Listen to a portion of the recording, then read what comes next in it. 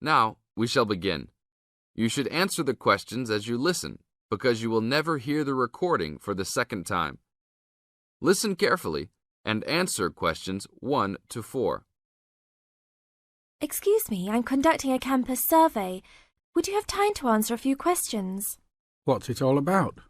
We're doing some market research for a new campus radio station starting in the next few months. That's okay.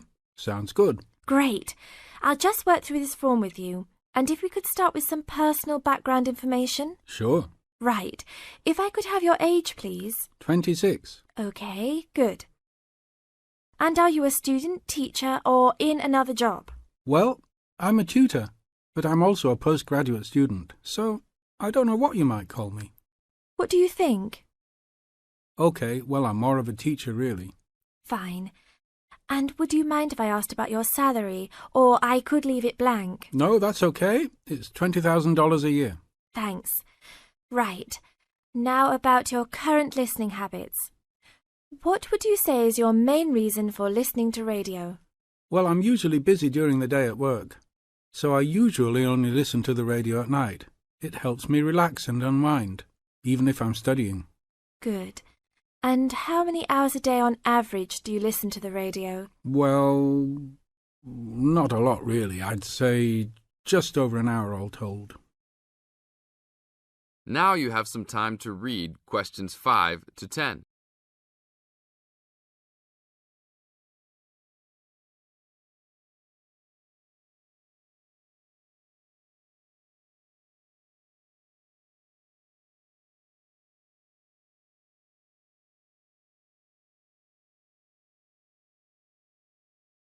Now listen to the second part of the interview and answer questions 5 to 10.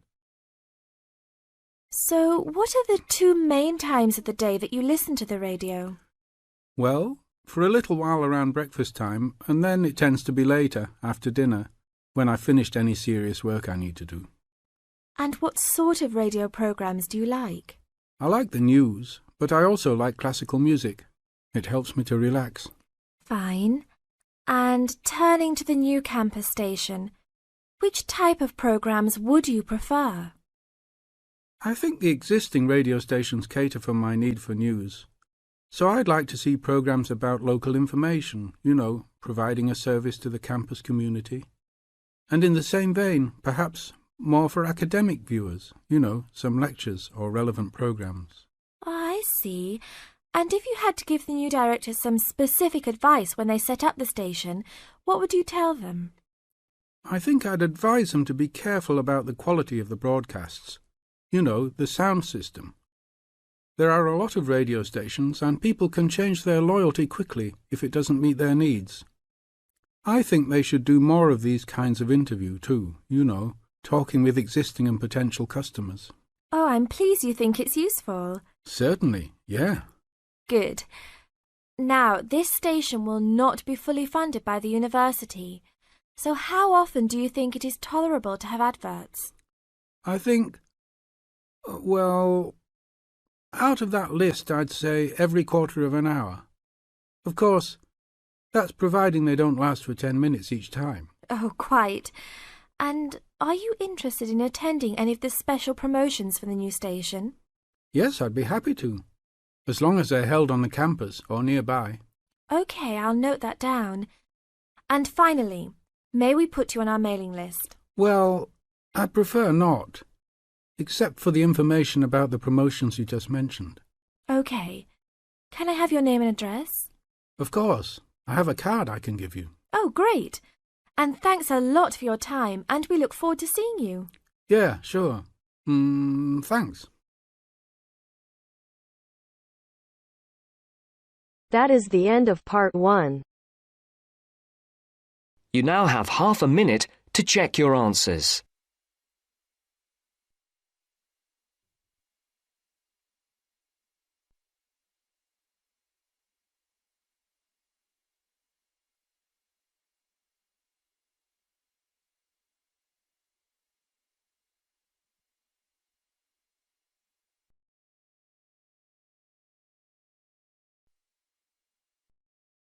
Now turns to part 2. Part 2. You'll hear a lecturer talking to students about a printing process. First, you have some time to look at questions 11 to 15.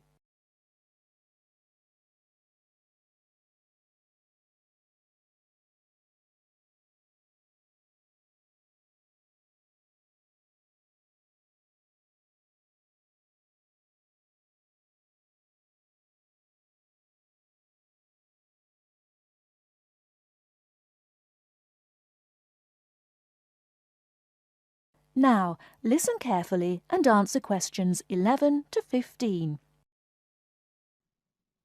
As I've made clear in earlier lectures, many different solutions have been proposed to the basic technological problem of getting meaningful marks onto paper. In other words, several different forms of printing have developed over the years, many of which are still in use today for different purposes. This week, I'd like to discuss the rotogravure process. This is one of the most widely used printing processes, and after describing how the process works, I'll be describing some of its industrial uses and the advantages and disadvantages of this form of printing. As the name implies, rotogravure is a form of printing in which large cylindrical pieces of metal rotate, while the paper to be printed passes between them. The paper is held in place against the printing surface by the impression roller. The weight of this roller is one of the factors that affect how much ink is actually transferred to the paper. Remember that this roller does not directly transfer ink onto the paper. The side in contact with the impression roller remains blank, and it's the other side of the paper which is actually the printed side. The impression roller presses the paper against the ink-bearing roller, generally known as the gravure cylinder. This roller is etched or engraved using either a laser or a diamond-tipped etching machine. This creates a large number of tiny holes in the surface of the roller which hold the ink. The depth and size of these holes determines how much ink is picked up from the ink fountain, which the whole printing assembly rests in. How much ink is picked up, in turn, determines the density of the image produced. As it rotates, the lower roller picks up more ink on its surface than is required, and this needs to be removed before contact with the paper. A flat edge, called the doctor blade, scrapes against the surface and removes all ink which is not in one of the holes on the surface of the lower roller. This should lead to a clean image. Before you hear the rest of the talk, you have some time to look at questions 16 to 20.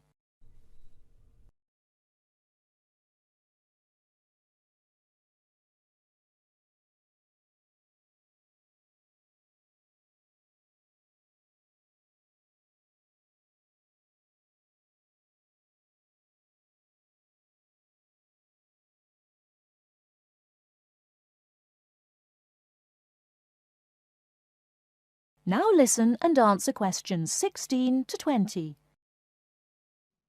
Now that we understand a little of the mechanics of rotogravure printing, I'd like to look at it in the wider context of the printing industry and discuss the main uses. One of the main advantages of the rotogravure process is that the amount of ink which can be transferred to the paper is high compared to other printing methods. This means that a broad density range can be produced. In other words, with rotogravure, it's possible to produce many different light and dark shades, making it particularly suitable for reproducing photographs and fine art. For shorter print runs, some other processes may give a finer image, but rotogravure is ideal for jobs that involve printing, for example, 1 million magazines.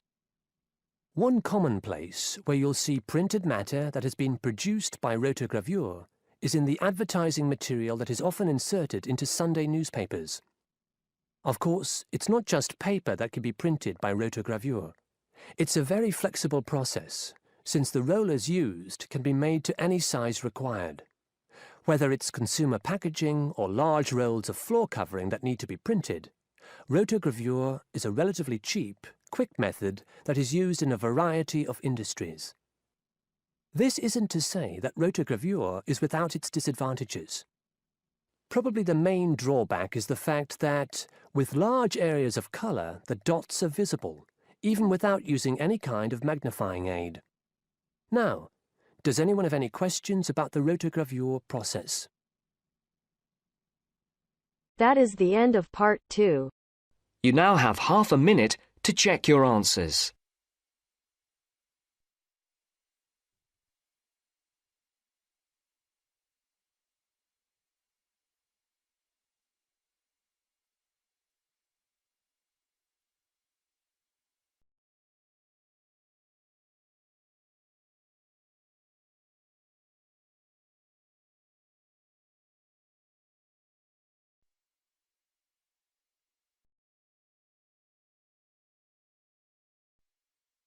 Now turns to part 3. Part 3.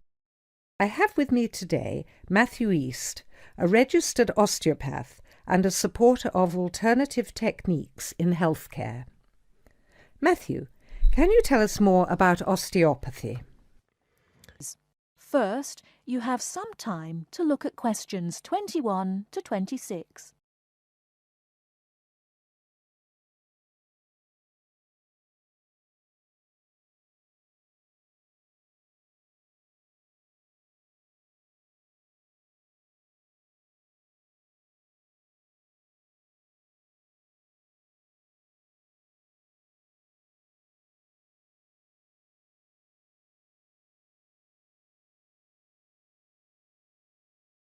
Now listen carefully and answer questions 21 to 26. Over the past 50 years, there have been some radical changes in medicine as it is known in the West. This is largely the result of vast improvements in technology, but also in the rising importance of alternative treatments. I have with me today Matthew East, a registered osteopath and a supporter of alternative techniques in healthcare. Matthew, can you tell us more about osteopathy? Well, perhaps the first thing I should say is that the term alternative is actually a little misleading, as I am referring to approaches and attitudes to health that were in common use long before Western medicine was established. I prefer the term natural. Anyway, I'll begin by telling you a little about osteopathy. Basically, osteopathy is the manipulation of muscles in order to alleviate stresses and tensions that lead to pain. Now, unlike Western medicine, osteopathy considers the whole body, not just the affected area, and this is a very important principle of natural remedies. The whole body must be considered before a course of treatment can be decided upon. You see, the aim of therapies like osteopathy is not only to repair the body, but also to get the body treating itself. And this does not come from treating the symptoms. To give an example, I recently treated a 2-month-old baby who was screaming all day and was even worse at night. The couple had taken the baby to their doctor, but the only advice they were given was that the baby would grow out of it. However, the real problem stemmed from a difficult birth, which put pressure on the baby's neck. After 10 minutes of gentle manipulation, the pressure was released, and within 20 minutes the baby was quiet and calm for the first time. This was achieved without drugs or operations. Avoiding such invasive methods of treatment highlights another of the differences between Western medicine and a more natural approach. You see, Western medicine often uses surgery in order to find a solution to problems that could have been addressed with simple remedies. A medical approach that looks closely at how essential an operation is before it is performed would offer patients a considerably less stressful method of treatment, not to mention the financial savings. Natural remedies actually amount to about 10% of the cost of a Western course of treatment. Before you hear the rest of the talk, you have some time to look at questions 27 to 30.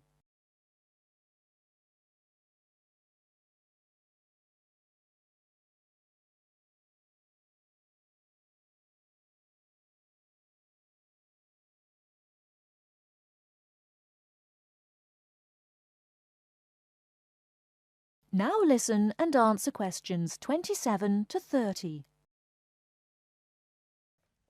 I'd like to mention the subject of surgery again a little later, but I would like to say at this point that there are those that claim that the benefits of osteopathy and herbal therapies are largely psychological, that they have not undergone the clinical trials that pharmaceuticals have. To answer that, you only need to look at the example I gave earlier of the baby that stopped crying less than an hour after treatment, but was obviously far too young to react because of purely psychological factors. Another example can be seen in the successful use of acupuncture in the treatment of animals. In response to criticism regarding clinical trials, it is worth noting that the power of pharmaceutical companies is such that, although some drugs fail the standards required of them, they are sometimes still prescribed by doctors. Moving on to another point, it should be stressed that natural remedies, in addition to having no side effects, can also be applied to any patient. Now, I'm not suggesting that the same treatments are used indiscriminately. Although natural remedies can be used with any age group, the treatment selected is very specific to the person. By this I mean that not only the general health of the patient needs to be considered, but also their habits, diet, and lifestyle in order to build a complete picture. However, I am not suggesting that we should reject Western medicine entirely. In fact, there have been occasions when I have referred patients to their doctor, as I felt that in those cases it was the most suitable course of action. There are many situations in which it is by far the best option. Take emergency surgery, for example. Obviously, more natural remedies do not provide the speed required in such cases. The best solution would therefore be an open-minded combination of the two forms. Well, thank you very much, Matthew. That was a very interesting insight into natural treatments. Next week we'll be inviting Dr. Moore. That's Moore, onto the programme to argue his case as a doctor. Until next week, then, goodbye. That is the end of part 3. You now have half a minute to check your answers.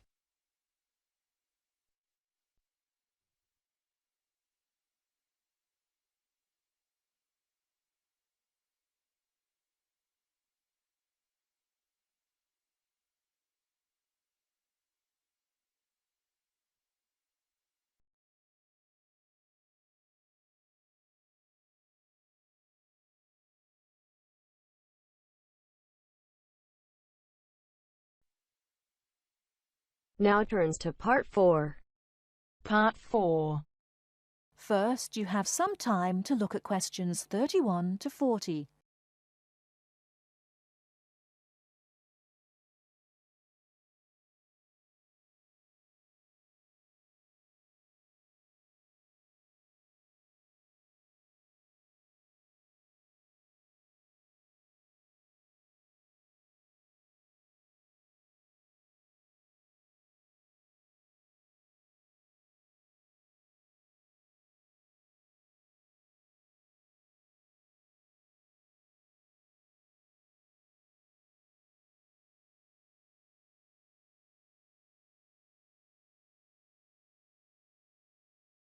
Now listen carefully and answer questions 31 to 40. The word thesaurus comes from Greek and means treasure house. So, to tell us more about Roget's thesaurus is linguist Dr. Cindy Channer. Now then, Cindy, we know Roget classified the English language. Well, the 150th edition has just come out. It sold 32 million copies. Yes, that's right, 32 million. What is it? Roget's Thesaurus. Now, Roget's Thesaurus is a type of dictionary in which words with similar meanings are grouped together. The word thesaurus comes from Greek and means treasure house. So, to tell us more about Roget's Thesaurus is linguist Dr. Cindy Channer. Now then, Cindy, we know Roget classified the English language, but what do we know about the man himself? Well, Mr. Roget, or to give him his full name, Peter Mark Roget, was a very interesting man indeed. He grew up in London, he was French, and he spent his early life in a French community there.